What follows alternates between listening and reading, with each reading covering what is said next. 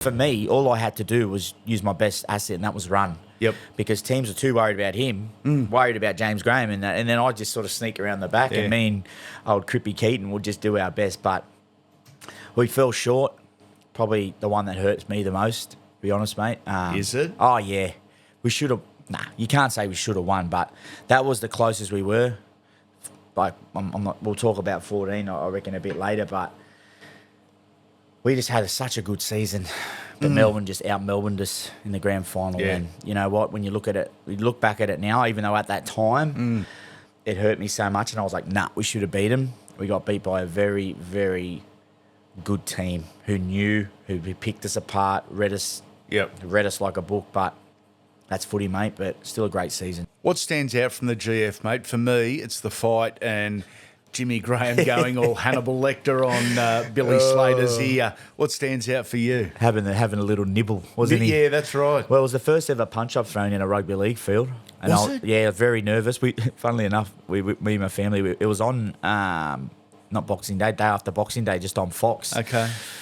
And no one had ever seen it because you obviously, it's all just about the bite. It's about the James bite. But in the background, I was a bit nervous. It was Sissa Wanga.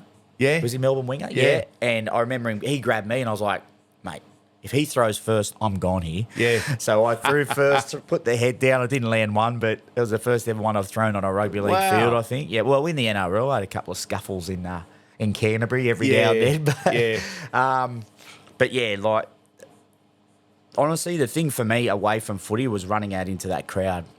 Like, I bet. A sea of 95,000 Bulldog supporters. Yep. Sorry, would it be 75,000 Bulldog supporters? Close enough, you know. Like, I've never seen anything like it.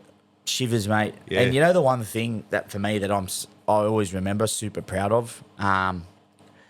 This is probably people will be like, why do you think that's cool? But I never really got to sing the national anthem in front of my family.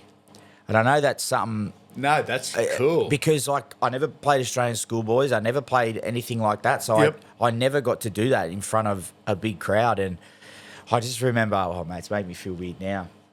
Glazing across and just seeing my family, mate, and just holding my brother's arms. And I was crying. Like I was tearing up. And I was just because I was so proud to do that in front of my family and represent everyone. And yeah, it was a very special moment. And I know the game didn't go great, but that's just something I remember about that day.